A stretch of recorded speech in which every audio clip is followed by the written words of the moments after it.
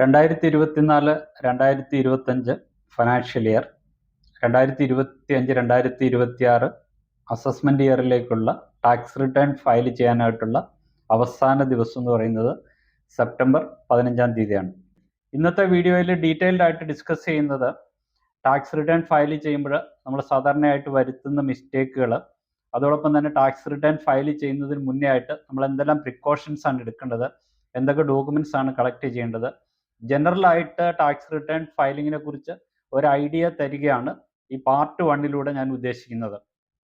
ഈ വീഡിയോയുടെ രണ്ടാമത്തെ പാർട്ടിൽ എങ്ങനെയാണ് ടാക്സ് റിട്ടേൺ ഫയൽ ചെയ്യുന്നത്, അതായത് ITR 1 എങ്ങനെയാണ് ഫയൽ ചെയ്യുന്നതിനെ കുറിച്ച് ലൈവായിട്ടുള്ള ഒരു ഡെമോ പ്രസന്റ് ചെയ്യുന്നുണ്ട്. നിങ്ങൾ ഇൻകം ടാക്സിനെ കുറിച്ച് അറിവില്ലാത്ത വ്യക്തികളാണ്, അതോടൊപ്പം തന്നെ ടാക്സ് റിട്ടേൺ സ്വന്തമായിട്ട് ഫയൽ ചെയ്യാനായിട്ട് മടിച്ചു നിൽക്കുന്ന വ്യക്തികളാണെങ്കിൽ തീർച്ചയായിട്ടും 2 പാർട്ടായിട്ട് പബ്ലിഷ് ചെയ്യുന്ന ഈ വീഡിയോകൾ ഉപകരിക്കുമെന്നുള്ള കാര്യത്തിൽ സംശയമില്ല. ഈ വീഡിയോയുടെ ഡ്യൂറേഷൻ കുറച്ച് നീണ്ടുപോകാനായിട്ടുള്ള ഒരു ചാൻസ് ഉണ്ട്. താല്പര്യമുള്ള വ്യക്തികൾ ഈ 2 പാർട്ട് വീഡിയോകളും കാണുകയാണെങ്കിൽ തീർച്ചയായിട്ടും മറ്റുള്ളവരുടെ ഒരു സഹായം കൂടാതെ തന്നെ നിങ്ങൾക്ക് സ്വന്തമായിട്ട് ടാക്സ് റിട്ടേൺ ഫയൽ ചെയ്യാൻ സാധിക്കുമെന്നുള്ള കാര്യത്തിൽ സംശയമില്ല. ടാക്സ് റിട്ടേൺ ഫയൽ ചെയ്യുന്നതിന് മുന്നേ നമ്മൾ അറിയേണ്ട ചില കാര്യങ്ങളാണ് ഇപ്പോഴിവിടെ ഡിസ്കസ് ചെയ്യുന്നത്. സെപ്റ്റംബർ 15-ാം തീയതിക്ക് മുന്നേ 2024-25 വർഷത്തിനുള്ള ടാക്സ് റിട്ടേൺ ഫയൽ ചെയ്യുക. കറക്റ്റായിട്ടുള്ള ITR ഫോം നമ്മൾ സെലക്ട് ചെയ്യുക. ടാക്സ് റിട്ടേൺ ഫയൽ ചെയ്തതിന് ശേഷം ഒരു വെരിഫിക്കേഷൻ നമ്മൾ ചെയ്യണം. അത് ടാക്സ് റിട്ടേൺ ഫയൽ ചെയ്ത് 30 ദിവസത്തിനകം തന്നെ ചെയ്യേണ്ടത് ആവശ്യമുണ്ട്, അല്ലെങ്കിൽ നിങ്ങളുടെ ടാക്സ് റിട്ടേൺ ഇൻവാലിഡ് ആകും. നമ്മൾ ടാക്സ് റിട്ടേൺ ഫയൽ ചെയ്യുന്നതിന് മുന്നേ നമ്മൾ അർജൻറ്റായിട്ട് ചെയ്യേണ്ട 2 കാര്യങ്ങൾ എന്ന് പറയുന്നത് 26AS എന്ന് പറയുന്നു, അതേപോലെ തന്നെ AIS ആനുവൽ ഇൻഫർമേഷൻ സ്റ്റേറ്റ്മെൻറ്റ് എന്ന് പറയുന്ന 2 സ്റ്റേറ്റ്മെൻറ്റുകൾ നമ്മൾ ഇൻകം ടാക്സ് ഡിപ്പാർട്ട്മെൻറ്റിൻ്റെ വെബ്സൈറ്റിൽ നിന്ന് നമ്മുടെ ലോഗിൻ ഉപയോഗിച്ച് ഡൗൺലോഡ് ചെയ്യണം. നിങ്ങൾ കഴിഞ്ഞ ഫിനാൻഷ്യൽ ഇയറിൽ നടത്തിയിരിക്കുന്ന എല്ലാ ട്രാൻസാക്ഷൻ്റെയും ഡീറ്റെയിൽസ് ഈ 2 സ്റ്റേറ്റ്മെൻറ്റുകളിലുണ്ട്. നിങ്ങൾ മ്യൂച്വൽ ഫണ്ടുകളിൽ ഇൻവെസ്റ്റ് ചെയ്യുന്നു, ഷെയർ മാർക്കറ്റിൽ ഇൻവെസ്റ്റ് ചെയ്യുന്നു, മ്യൂച്വൽ ഫണ്ടുകളിൽ യൂണിറ്റ് വിൽക്കുന്നു, അതേപോലെ ഷെയറുകളിൽ നിങ്ങൾ നടത്തിയിരിക്കുന്ന ട്രാൻസാക്ഷൻ, നിങ്ങളുടെ ബാങ്കുകളിൽ നിങ്ങൾ നടത്തിയിരിക്കുന്ന ഡെപ്പോസിറ്റുകൾ, fixed deposit, savings bank deposit, അവിടെ നിന്ന് നിങ്ങൾക്ക് ലഭിച്ചിരിക്കുന്ന ഇൻട്രസ്റ്റിൻ്റെ കാര്യങ്ങൾ, അതോടൊപ്പം തന്നെ നിങ്ങൾ കമ്പനികളിലൊക്കെ നടത്തിയിരിക്കുന്ന നിക്ഷേപങ്ങളിൽ നിന്ന് നിങ്ങൾക്ക് ലഭിച്ചിരിക്കുന്ന ഡിവിഡൻഡ്. ചുരുക്കത്തിൽ പറഞ്ഞാൽ കഴിഞ്ഞ സാമ്പത്തിക വർഷത്തിൽ നിങ്ങൾ നടത്തിയിരിക്കുന്ന എല്ലാ നിക്ഷേപങ്ങളുടെയും അല്ലെങ്കിൽ ഫിനാൻഷ്യൽ ട്രാൻസാക്ഷൻ്റെയും ഡീറ്റെയിൽസ് ഈ 2 സ്റ്റേറ്റ്മെൻറ്റുകളിലുണ്ട്.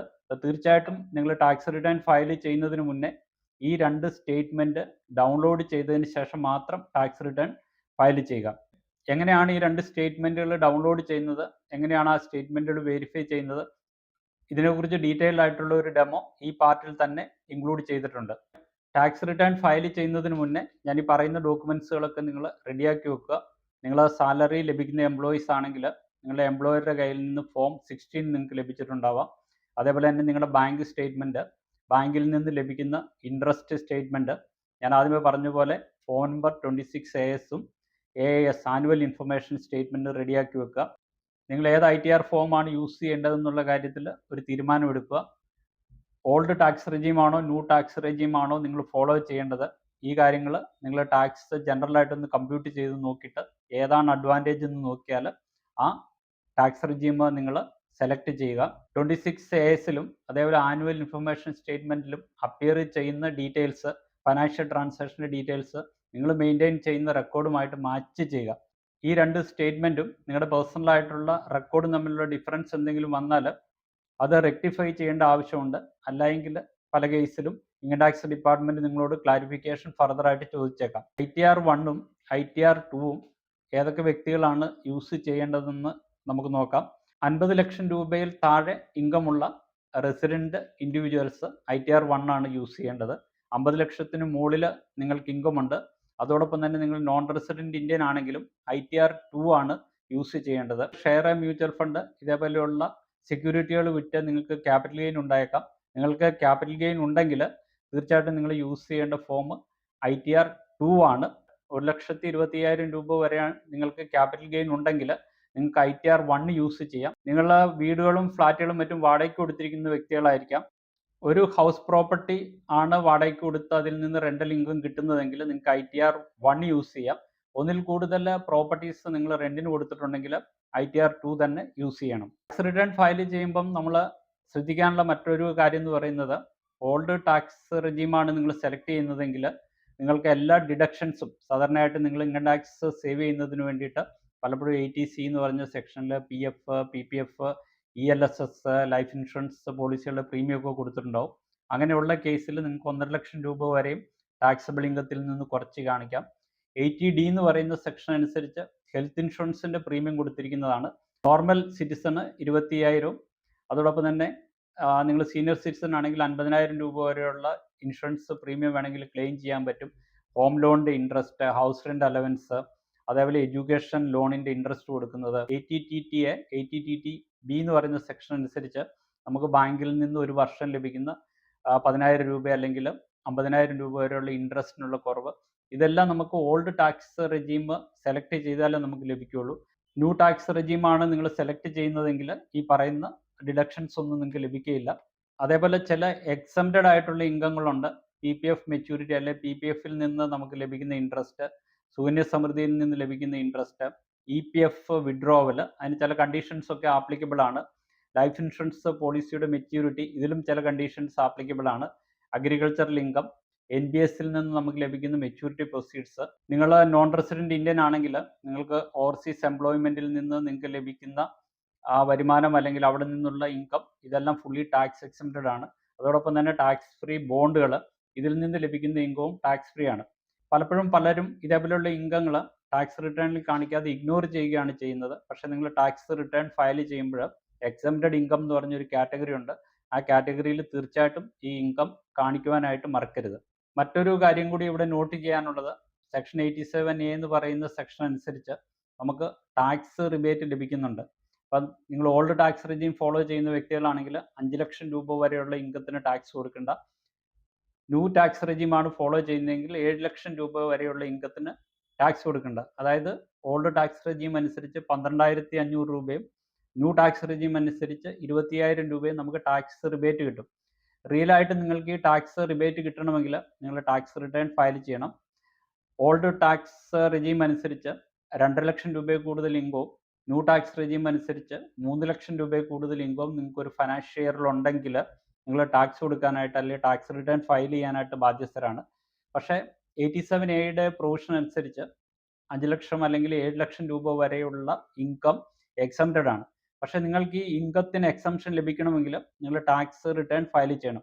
അതേപോലെ തന്നെ ഓൾഡ് ടാക്സ് റെജീം ഫോളോ ചെയ്യുന്ന വ്യക്തികൾ പലപ്പോഴും അവർ പല തരത്തിലുള്ള ഇൻവെസ്റ്റ്മെൻറ്റുകൾ, ടാക്സ് സേവിങ്ങിന് വേണ്ടിയിട്ടുള്ള ഇൻവെസ്റ്റ്മെൻറ്റുകൾ ചെയ്തിട്ടുണ്ടാവും. നിങ്ങളുടെ ഇൻകം 2 ലക്ഷത്തിന് മേളിലാണ്. അതോടൊപ്പം തന്നെ നിങ്ങൾ ടാക്സ് സേവിങ് സ്കീമിലൂടെ നിങ്ങളുടെ ഇൻകം 2 ലക്ഷത്തിന് താഴെ ആണ് വന്നിരിക്കുന്നതെങ്കിൽ നിങ്ങൾ ടാക്സ് കൊടുക്കാൻ ബാധ്യസ്ഥരല്ല. എങ്കിൽ തന്നെയും നിങ്ങൾ ടാക്സ് റിട്ടേൺ ഫയൽ ചെയ്താൽ മാത്രമാണ് ഇതേപോലെയുള്ള ടാക്സ് സേവിങ് സ്കീമുകളുടെയും അതേപോലെ തന്നെ 87A എന്ന് പറയുന്ന സെക്ഷൻ അനുസരിച്ചുള്ള റിബേറ്റ് നിങ്ങൾക്ക് റിയൽ ആയിട്ട് ലഭിക്കുകയുള്ളൂ. ഓൾഡ് ടാക്സ് റെജീം ഫോളോ ചെയ്യുന്ന വ്യക്തികൾ 2 ലക്ഷം രൂപയ്ക്ക് മേളിലും ന്യൂ ടാക്സ് റെജീം ഫോളോ ചെയ്യുന്ന വ്യക്തികൾ 3 ലക്ഷം രൂപയ്ക്ക് മേളിലും ഇൻകം ഉണ്ടെങ്കിൽ നിർബന്ധമായിട്ടും നിങ്ങൾ ടാക്സ് റിട്ടേൺ ഫയൽ ചെയ്തിരിക്കണം. അതോടൊപ്പം തന്നെ നിങ്ങൾ ടാക്സബിൾ ഇൻകം ഇല്ലാത്ത വ്യക്തികളാണെങ്കിലും ചില സാഹചര്യത്തിൽ കമ്പൽസറി ആയിട്ട് നിങ്ങൾ ടാക്സ് റിട്ടേൺ ഫയൽ ചെയ്യേണ്ടതുണ്ട്. അപ്പോൾ അങ്ങനെയുള്ള സാഹചര്യങ്ങൾ ഏതൊക്കെയാണെന്നും ഈ വരുന്ന വീഡിയോകളിൽ ഡീറ്റെയിൽ ആയിട്ട് ഡിസ്കസ് ചെയ്യുന്നുണ്ട്. ഇനി എങ്ങനെയാണ് ഒരു ടാക്സ് റിട്ടേൺ ഫയൽ ചെയ്യുന്നതിന് മുന്നേ എന്തൊക്കെ കാര്യങ്ങളാണ് നമ്മൾ ശ്രദ്ധിക്കേണ്ടത്, എങ്ങനെയാണ് ഫോം 26ASഉം ആനുവൽ ഇൻഫർമേഷൻ സ്റ്റേറ്റ്മെൻറ്റും ഇൻകം ടാക്സിൻ്റെ വെബ്സൈറ്റിൽ നിന്ന് ഡൗൺലോഡ് ചെയ്യുന്നത്, അതെങ്ങനെയാണ് വെരിഫൈ ചെയ്യുന്നത്, ഈ കാര്യങ്ങളെക്കുറിച്ച് വളരെ ഡീറ്റെയിൽഡ് ആയിട്ടുള്ള ഒരു പ്രസൻറ്റേഷൻ പ്രിപ്പയർ ചെയ്തിട്ടുണ്ട്. ഈ പ്രസൻറ്റേഷൻ ഒന്ന് കണ്ടു നോക്കൂ. നമ്മൾ ടാക്സ് റിട്ടേൺ ഫയൽ ചെയ്യാനായിട്ട് വിസിറ്റ് ചെയ്യേണ്ട വെബ്സൈറ്റാണ് www.incometax.gov.in എന്ന് പറയുന്ന വെബ്സൈറ്റിലാണ് നമ്മൾ വിസിറ്റ് ചെയ്യേണ്ടത്. ഈ വെബ്സൈറ്റിൽ നമ്മൾ വിസിറ്റ് ചെയ്യുമ്പോൾ മേളിലായിട്ട് 2 ഓപ്ഷൻസ് കാണാം. Login, register. ലോഗിൻ എന്ന് പറയുന്ന ഓപ്ഷൻ യൂസ് ചെയ്യുന്നത് നിങ്ങൾ ഓൾറെഡി ഇൻകം ടാക്സ് പെയർ ആണ്, അല്ലെങ്കിൽ നിങ്ങൾ ഇൻകം ടാക്സിൽ നിങ്ങളുടെ പാൻ നമ്പർ ഉപയോഗിച്ച് ഒരു അക്കൗണ്ട് നമ്പർ ഓപ്പൺ ചെയ്തതെങ്കിൽ ലോഗിൻ എന്ന് പറയുന്ന ഓപ്ഷനിൽ ക്ലിക്ക് ചെയ്ത് നിങ്ങളുടെ പാൻ നമ്പറും പാസ്വേഡും എല്ലാം ഉപയോഗിച്ച് നിങ്ങൾക്ക് ഓപ്പൺ ചെയ്യാം. നിങ്ങൾ പുതിയതായിട്ട് ഉള്ള ഒരു യൂസറാണ്, ഇതുവരെയായിട്ടും ഇൻകം ടാക്സ് വെബ്സൈറ്റിൽ രജിസ്റ്റർ ചെയ്തിട്ടില്ല എങ്കിൽ ഈ രജിസ്റ്റർ എന്ന് പറയുന്ന ഓപ്ഷൻ ഉപയോഗിച്ച് വളരെ സിമ്പിളായിട്ട് നിങ്ങൾക്ക് രജിസ്റ്റർ ചെയ്ത് നിങ്ങളുടെ ഇൻകം ടാക്സിൽ നിങ്ങളുടെ അക്കൗണ്ട് നിങ്ങൾക്ക് ഓപ്പൺ ചെയ്യാം. ബേസിക് ആയിട്ട് വേണ്ടത് നിങ്ങളുടെ പാൻ കാർഡിൻ്റെ നമ്പർ, ആധാർ റിലേറ്റഡ് ആയിട്ടുള്ള OTP എല്ലാം വരും. ഈ കാര്യങ്ങളൊക്കെ പ്രോപ്പർ ആയിട്ടുള്ള രീതിയിൽ എൻട്രി ചെയ്താൽ നിങ്ങൾക്ക് ഇൻകം ടാക്സ് വെബ്സൈറ്റിൽ രജിസ്റ്റർ ചെയ്യാം. നമ്മൾ ഇന്ന് ഈ വീഡിയോയിൽ മെയിനായിട്ട് പറയുന്നത്, ഓൾറെഡി നിങ്ങൾക്ക് ഒരു ലോഗിൻ ഐ ഡി ഉണ്ട്, നിങ്ങളൊരു ടാക്സ് പെയർ ആണ്, അല്ലെങ്കിൽ നിങ്ങൾ ടാക്സ് റിട്ടേൺ ഫയൽ ചെയ്യാനായിട്ട് ആഗ്രഹിക്കുന്ന വ്യക്തിയാണ്, എങ്ങനെയാണ് ഫർദറായിട്ട് ഈ ഇൻഫർമേഷൻസ് എല്ലാം കളക്ട് ചെയ്ത് ടാക്സ് റിട്ടേൺ നിങ്ങൾക്ക് ഫയൽ ചെയ്യാൻ പറ്റുന്നു എന്നുള്ളതാണ്. അതിന് മുന്നോടിയായിട്ട് ഇമ്പോർട്ടൻ്റ് ആയിട്ടുള്ള 1-2 കാര്യങ്ങളൂടി നിങ്ങളെ പറഞ്ഞ് മനസ്സിലാക്കാനായിട്ട് ഞാൻ ആഗ്രഹിക്കുന്നുണ്ട്. നിങ്ങൾ ഈ ലോഗിൻ ഉപയോഗിച്ച് ഇൻകം ടാക്സ് വെബ്സൈറ്റിൽ ലോഗിൻ ചെയ്തതിന് ശേഷം പ്രൊഫൈൽ എന്ന് പറഞ്ഞൊരു ഓപ്ഷൻ കാണാം. ഈ പ്രൊഫൈലിൽ നിങ്ങളുടെ പാസ്വേഡ് ചേഞ്ച് ചെയ്യാനായിട്ടുള്ള ഓപ്ഷൻ ഉണ്ട്, ലോഗ് ഔട്ട് ഓപ്ഷൻ ഉണ്ട്. നിങ്ങളുടെ ഈ പ്രൊഫൈലിൽ നിങ്ങൾ ക്ലിക്ക് ചെയ്യുമ്പോൾ നിങ്ങൾക്ക് ഇവിടെ കാണാൻ സാധിക്കുന്നത് നിങ്ങളുടെ പേഴ്സണൽ ആയിട്ടുള്ള ഡീറ്റെയിൽസ് ആണ്. നിങ്ങളുടെ പേര്, ഡേറ്റ് ഓഫ് ബർത്ത്, പാന്, നിങ്ങളുടെ ജെൻഡർ ഏതാണ്, പാൻ്റെ സ്റ്റാറ്റസ് ആക്റ്റീവ് ആണോ. ഇത് വളരെ ഇമ്പോർട്ടൻ്റ് ആയിട്ടുള്ള കാര്യമാണ്. നിങ്ങളുടെ പാനും ആധാറും തമ്മിൽ ലിങ്ക് ചെയ്തിട്ടില്ലെങ്കിൽ ഇവിടെ ഈ സ്റ്റാറ്റസ് ഇനാക്റ്റീവ് ആണെന്ന് പറഞ്ഞായിരിക്കും കാണിക്കുക. നിങ്ങളുടെ പാൻ്റെ സ്റ്റാറ്റസ് ഇനാക്റ്റീവ് ആണെങ്കിൽ നിങ്ങൾക്ക് ടാക്സ് റിലേറ്റഡ് ആയിട്ടുള്ള യാതൊരുവിധ കാര്യങ്ങളും ചെയ്യാൻ പറ്റില്ല. നിങ്ങളുടെ ടാക്സ് റിട്ടേൺ ഫയൽ ചെയ്യാനായിട്ട് ഈ യൂട്ടിലിറ്റി സമ്മതിക്കില്ല. അപ്പോൾ ആദ്യമായിട്ട് നമ്മൾ എൻഷുർ ചെയ്യേണ്ടത് നിങ്ങളുടെ പാനും ആധാറും തമ്മിൽ ലിങ്ക്ഡ് ആണോ, ഇത് ആക്റ്റീവ് ആണോ എന്ന് നോക്കുക. അത് ചെക്ക് ചെയ്യാനായിട്ട് നമുക്കൊരു ഓപ്ഷൻ ഉണ്ട്. ഇവിടെ നമ്മുടെ ആധാർ പാനുമായിട്ട് ലിങ്ക്ഡ് ആണോ എന്നുള്ള കാര്യങ്ങൾ ഇവിടെ വ്യക്തമായിട്ട് പറയുന്നുണ്ടാവുക. നിങ്ങളുടെ സിറ്റിസൺഷിപ്പ് ഏതാണ്, നിങ്ങൾ ഇന്ത്യൻ സിറ്റിസൺ ആണോ, മറ്റേതെങ്കിലും രാജ്യത്തെ സിറ്റിസൺ ആണോ, അതായത് OCI കാർഡുള്ള ആളുകളാണോ, ഈ കാര്യങ്ങളെല്ലാം നമുക്ക് പ്രൊഫൈലിൽ എഡിറ്റ് ചെയ്യാനായിട്ട് പറ്റും. അതുകൂടാതെ വേറെ ഇമ്പോർട്ടൻ്റ് ആയിട്ടുള്ള ഒരു കാര്യം എന്ന് പറഞ്ഞാൽ നിങ്ങളുടെ റെസിഡൻഷ്യൽ സ്റ്റാറ്റസ് ആണ്. പലപ്പോഴും ഇൻകം ടാക്സ് ഡിപ്പാർട്ട്മെൻറ്റിന് നിങ്ങളുടെ റെസിഡൻഷ്യൽ സ്റ്റാറ്റസ് അറിയാനായിട്ട് സാധിക്കില്ല. നിങ്ങളുടെ പാൻ കാർഡിൽ നിങ്ങളുടെ റെസിഡൻഷ്യൽ സ്റ്റാറ്റസ് നിങ്ങൾ നോൺ റെസിഡൻ്റ് ആണോ റെസിഡൻറ്റ് ഇന്ത്യൻ ആണോ എന്നുള്ള കാര്യങ്ങൾ വ്യക്തമല്ല. അപ്പോൾ എപ്പോഴും നമ്മൾ ഇൻകം ടാക്സ് റിട്ടേൺ ഫയൽ ചെയ്യുന്നതിന് മുന്നേ അത് ബൈ ഡിഫാൾട്ട് റെസിഡൻറ്റ് എന്ന് പറഞ്ഞായിരിക്കും വരിക. നോൺ റെസിഡൻ്റ് ആയിട്ടുള്ള ഒരു വ്യക്തിയാണെങ്കിൽ നിങ്ങൾ ഈ പ്രൊഫൈലിൽ പോയിട്ട് നിങ്ങളുടെ ഈ tax status non resident Indian എന്നാക്കുക. പല സമയങ്ങളിലും നിങ്ങൾ ചിലപ്പോൾ പാസ്പോർട്ടിൻ്റെ നമ്പറൊക്കെ ഇവിടെ എൻ്റർ ചെയ്യേണ്ടി വരും. അത് എന്തൊക്കെ കാര്യങ്ങളാണ് അതിൽ ചോദിക്കുന്നതെന്ന് വെച്ചാൽ അതെല്ലാം നിങ്ങൾ എൻ്റർ ചെയ്യുക.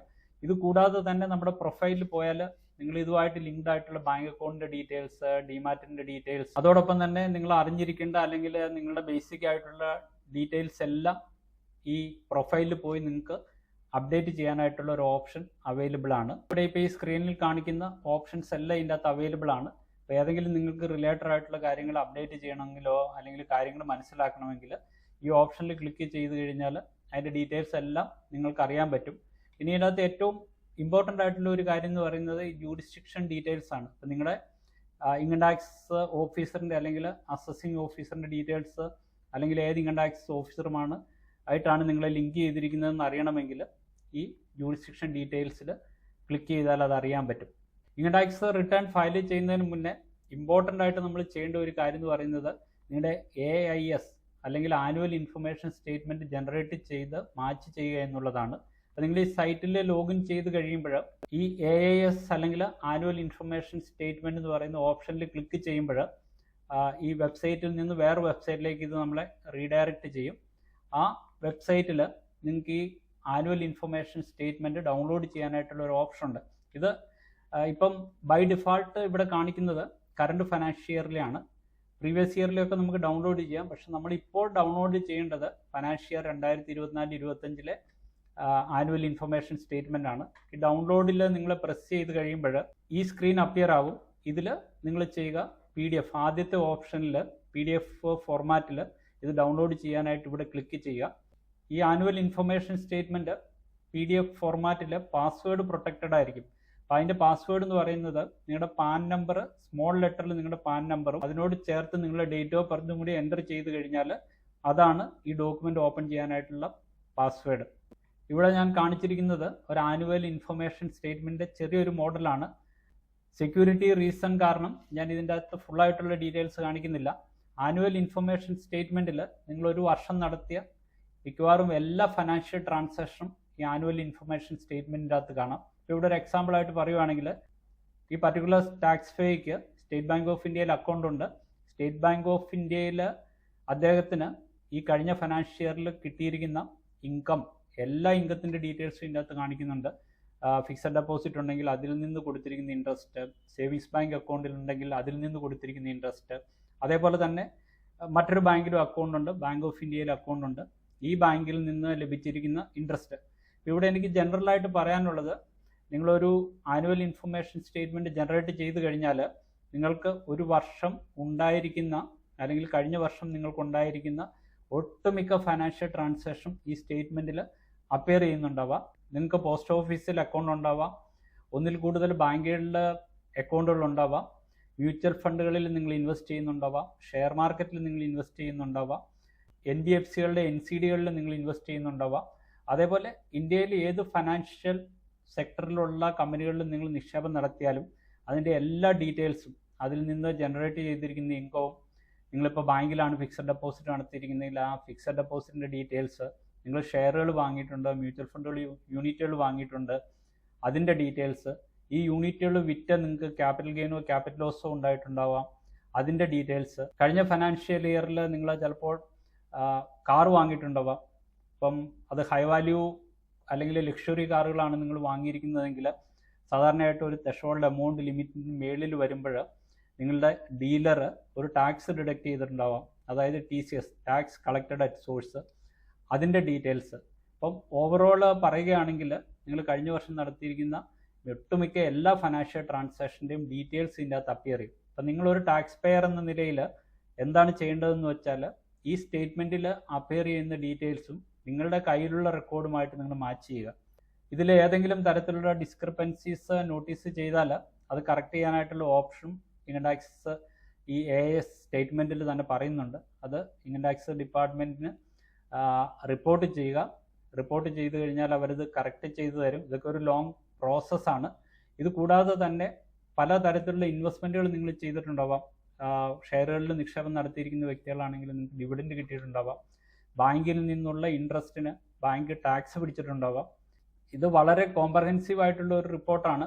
ഇന്ന് ഇന്ത്യയിൽ ഓപ്പറേറ്റ് ചെയ്യുന്ന എല്ലാ ഫൈനാൻഷ്യൽ ഇൻസ്റ്റിറ്റ്യൂഷൻ്റെ കയ്യിൽ നിന്നും ഡേറ്റകൾ കളക്ട് ചെയ്ത് കമ്പയർ ചെയ്ത് നിങ്ങളുടെ പാൻ നമ്പറിൽ അത് സോർട്ട് ചെയ്ത് നിങ്ങളുടെ റിലേറ്റഡ് ആയിട്ടുള്ള ട്രാൻസാക്ഷൻസ് എല്ലാം കാണിച്ചു തരുന്ന, അല്ലെങ്കിൽ നമ്മൾ ടാക്സ് റിട്ടേൺ ഫയൽ ചെയ്യുന്ന ഒരു വ്യക്തിയുടെ ലൈഫ് ഈസിയാക്കി തരുന്ന ഒരു റിപ്പോർട്ടാണിത്.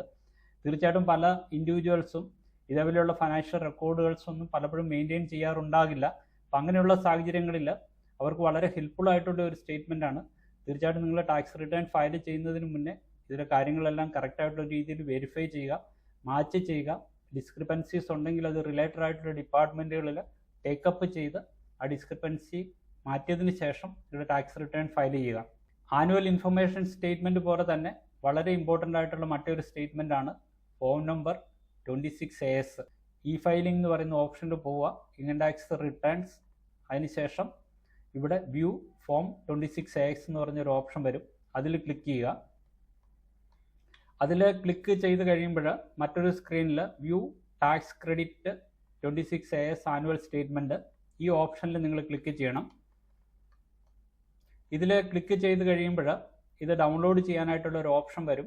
അസസ്മെൻറ്റ് ഇയർ 2025-26, അത് HTML ഫോർമാറ്റിൽ എക്സ്പോർട്ട് PDF ക്ലിക്ക് ചെയ്ത് കഴിയുമ്പോൾ ഈ സ്റ്റേറ്റ്മെൻറ്റ് PDF ഫോർമാറ്റിലേക്ക് ജനറേറ്റ് ചെയ്ത് വരും. ഈ സ്റ്റേറ്റ്മെൻറ്റിന് പ്രത്യേക പാസ്വേഡൊന്നുമില്ല. ഇത് നമുക്ക് ഡയറക്റ്റായിട്ട് ക്ലിക്ക് ചെയ്ത് ഇത് ഓപ്പൺ ചെയ്യാം. ആനുവൽ ടാക്സ് സ്റ്റേറ്റ്മെൻറ്റിൻ്റെ ഒരു ഫോർമാറ്റാണിത്. ഇതിലും ബേസിക് ആയിട്ട് ആനുവൽ ഇൻഫർമേഷൻ സ്റ്റേറ്റ്മെൻറ്റിൽ അപ്പിയർ ചെയ്യുന്ന ഡേറ്റകൾ തന്നെയാണ്, പക്ഷെ അതിൽ ചില വ്യത്യാസങ്ങളുണ്ട്. അപ്പോൾ എവിടെയൊക്കെ നിങ്ങൾക്ക് നിങ്ങളുടെ ഇൻകത്തിൽ നിന്ന് ടാക്സ് പിടിച്ചിട്ടുണ്ടോ അതേപോലെയുള്ള കാര്യങ്ങളും മറ്റ് റിലേറ്റഡ് ആയിട്ടുള്ള ഫൈനാൻഷ്യൽ ട്രാൻസാക്ഷൻസ് എല്ലാം ഈ 26AS എന്ന് പറയുന്ന സ്റ്റേറ്റ്മെൻറ്റിലും അപ്പിയർ ചെയ്യും. ഒരു ടാക്സ് പെയർ എന്ന നിലയിൽ തീർച്ചയായിട്ടും ടാക്സ് റിട്ടേൺ ഫയൽ ചെയ്യുന്നതിന് മുന്നേ ഈ രണ്ട് സ്റ്റേറ്റ്മെൻറ്റുകളും നിങ്ങൾ ജനറേറ്റ് ചെയ്ത് നോക്കുക. ഈവൻ നിങ്ങളൊരു ടാക്സ് പേ അല്ലെങ്കിൽ തന്നെയും ഈ സ്റ്റേറ്റ്മെൻറ്റ് നിങ്ങൾ ജനറേറ്റ് ചെയ്യുക. നിങ്ങൾ അറിഞ്ഞോ അറിയാതെയോ പലപ്പോഴും പല ഫൈനാൻഷ്യൽ ട്രാൻസാക്ഷൻസും ചെയ്തിട്ടുണ്ടാവാം, അല്ലെങ്കിൽ ബൈ മിസ്റ്റേക്കിൽ ഈ പറയുന്ന സ്റ്റേറ്റ്മെൻറ്റിൽ ഏതെങ്കിലും ട്രാൻസാക്ഷൻസ് അപ്പിയർ ചെയ്യുന്നുണ്ടെങ്കിലും ഇൻകം ടാക്സ് ഡിപ്പാർട്ട്മെൻറ്റ് നിങ്ങൾക്ക് നോട്ടീസ് അയക്കാനായിട്ടുള്ള ചാൻസ് ഉണ്ട്. അപ്പോൾ ആ കാര്യങ്ങൾ ഒഴിവാക്കുന്നതിന് വേണ്ടിയിട്ട് ഈ സ്റ്റേറ്റ്മെൻറ്റ് ജനറേറ്റ് ചെയ്ത് എല്ലാവരും വെരിഫൈ ചെയ്യുക. നിങ്ങളൊരു ടാക്സ് റിട്ടേൺ ഫയൽ ചെയ്യണമെങ്കിൽ നിങ്ങളൊരു ഇൻകം ടാക്സ് പേ ആയിരിക്കണമെന്നില്ല, എല്ലാവർക്കും ടാക്സ് റിട്ടേൺ ഫയൽ ചെയ്യാം. ടാക്സ് റിട്ടേൺ ഫയൽ ചെയ്യുന്നതുകൊണ്ട് നമുക്ക് ഒരുപാട് അഡ്വാൻറ്റേജസ് ഉണ്ട്. എല്ലാവരും പലപ്പോഴും ധരിച്ചിരിക്കുന്നത് നമ്മൾ ടാക്സ് റിട്ടേൺസ് ഫയൽ ചെയ്തു അതിനുശേഷം ഇൻകം ടാക്സ് ഡിപ്പാർട്ട്മെൻറ്റ് നമ്മളെ ഇങ്ങനെ പിന്തുടർന്നുകൊണ്ടിരിക്കും എന്നൊക്കെയുള്ള ഒരു തെറ്റിദ്ധാരണകളൊക്കെ ഉണ്ട്. അങ്ങനെയൊന്നുമില്ല. നിങ്ങൾ ഇന്ത്യയിൽ ന്യായമായിട്ടുള്ള രീതിയിൽ ടാക്സ് കൊടുക്കാൻ ബാധ്യസ്ഥരാണെങ്കിൽ മാത്രമാണ് ടാക്സ് ഡിപ്പാർട്ട്മെൻറ്റ് നിങ്ങളോട് ടാക്സിൻ്റെ കാര്യങ്ങൾ ചോദിക്കുക അല്ലെങ്കിൽ ഫോളോ അപ്പുകൾ. ഒരു ടാക്സ് റിട്ടേൺ ഫയൽ ചെയ്യുന്നതിന് മുന്നേ നമ്മൾ അറിഞ്ഞിരിക്കേണ്ട കാര്യങ്ങളാണ് ഈ പാർട്ടിൽ വിശദീകരിച്ചത്. തീർച്ചയായിട്ടും ഇതിൻ്റെ രണ്ടാമത്തെ പാർട്ടോട് നിങ്ങൾ കാണാനായിട്ട് മറക്കരുത്. അതിലാണ് എങ്ങനെയാണ് റിയലായിട്ട് ടാക്സ് റിട്ടേൺ ഫയൽ ചെയ്യുന്നത് എന്നുള്ള കാര്യങ്ങളാണ് വിശദീകരിക്കുന്നത്. ടാക്സ് അഡ്വൈസ് അല്ല, ജനറലായിട്ട് നിങ്ങൾക്ക് ജസ്റ്റ് അറിയേണ്ട ചില കാര്യങ്ങൾ എഡ്യൂക്കേഷൻ പർപ്പസിന് വേണ്ടിയിട്ട് പറഞ്ഞു തന്നു എന്നേ ഉള്ളൂ. ഇതൊരു ടാക്സ് അഡ്വൈസ് ആയിട്ട് കണക്കാക്കരുത്. നിങ്ങൾക്ക് ഇതിനെക്കുറിച്ച് കൂടുതൽ അറിയണമെങ്കിൽ തീർച്ചയായിട്ടും ഒരു ചാർട്ടേഡ് അക്കൗണ്ടൻറ്റിൻ്റെയോ അല്ലെങ്കിൽ എക്സ്പേർട്ട് ആയിട്ടുള്ള ഒരു ടാക്സ് കൺസൾട്ടൻറ്റിൻ്റെയോ സഹായം എടുക്കുക. ഇപ്പോൾ നിങ്ങൾക്ക് വളരെ വ്യക്തമായിട്ട് മനസ്സിലായിട്ടുണ്ടാവും ഏതൊക്കെ കാറ്റഗറിയിൽ പെടുന്ന വ്യക്തികളാണ് ടാക്സ് റിട്ടേൺ ഫയൽ ചെയ്യേണ്ടത്. അതോടൊപ്പം തന്നെ ഫോം 26ASൻ്റെയും ആനുവൽ ഇൻഫർമേഷൻ സ്റ്റേറ്റ്മെൻറ്റിൻ്റെയും ഇമ്പോർട്ടൻസ് എങ്ങനെയാണ്, അതെങ്ങനെയാണ് ഇൻഡാക്സ് വെബ്സൈറ്റിൽ നിന്ന് ഡൗൺലോഡ് ചെയ്യുന്നത്, ഈ കാര്യങ്ങളെല്ലാം നിങ്ങൾക്ക് വ്യക്തമായിട്ടുണ്ടെന്ന് ഞാൻ പ്രതീക്ഷിക്കുന്നു. ഈ വീഡിയോയുടെ രണ്ടാമത്തെ പാർട്ടിൽ എക്സ്പ്ലെയിൻ ചെയ്യുന്നത് അല്ലെങ്കിൽ ഡൈവായിട്ടുള്ള ഡെമോയിലൂടെ നിങ്ങളെ പറഞ്ഞു മനസ്സിലാക്കുന്നത് എങ്ങനെയാണ് സ്റ്റെപ്പ് ബൈ സ്റ്റെപ്പായിട്ട് ITR 1 നിങ്ങൾ ഫയൽ ചെയ്യുക എന്നുള്ളതാണ്. ഇത്രയും വിശദമായിട്ട് ടാക്സ് റിട്ടേണിനെ കുറിച്ച് വിവരിക്കുന്ന മറ്റൊരു വീഡിയോ നിങ്ങൾ കണ്ടിട്ടുണ്ടാവില്ല. ആ വീഡിയോയിൽ ഓരോ സെക്ഷൻ വരുമ്പോഴും അതിൻ്റെ ഇമ്പോർട്ടൻസ് എന്താണെന്നും കൂടി പറഞ്ഞ് മനസ്സിലാക്കുന്നുണ്ട്. തീർച്ചയായിട്ടും ആ വീഡിയോ മിസ് ചെയ്യാതെ കാണുക. ആ വീഡിയോ കണ്ടു കഴിഞ്ഞാൽ നിങ്ങൾക്ക് മറ്റുള്ള ഒരാളുടെ സഹായം കൂടാതെ തന്നെ സ്വന്തമായിട്ട് പലപ്പോഴും ടാക്സ് റിട്ടേൺ ഫയൽ ചെയ്യാൻ സാധിച്ചേക്കാം. ഇതേപോലെ ഉപകാരപ്രദമായിട്ടുള്ള ഒട്ടനവധി വീഡിയോകൾ നമ്മുടെ യൂട്യൂബ് ചാനലിൽ പോസ്റ്റ് ചെയ്തിട്ടുണ്ട്. ഈ ചാനലിൽ പോസ്റ്റ് ചെയ്യുന്ന വീഡിയോകൾ യഥാസമയം നിങ്ങളിൽ എത്തണമെങ്കിൽ ഈ ചാനൽ സബ്സ്ക്രൈബ് ചെയ്യുകയും ഈ വീഡിയോ ലൈക്ക് ചെയ്യുകയും മറ്റുള്ളവരുടെ അറിവിലേക്ക് ഷെയർ ചെയ്യുകയും ചെയ്യുക. എങ്ങനെയാണ് ടാക്സ് റിട്ടേൺ ഫയൽ ചെയ്യുന്നു എന്ന് വിവരിക്കുന്ന വീഡിയോയുടെ രണ്ടാമത്തെ പാർട്ടുമായിട്ട് കാണുന്നതുവരെ നന്ദി, നമസ്കാരം.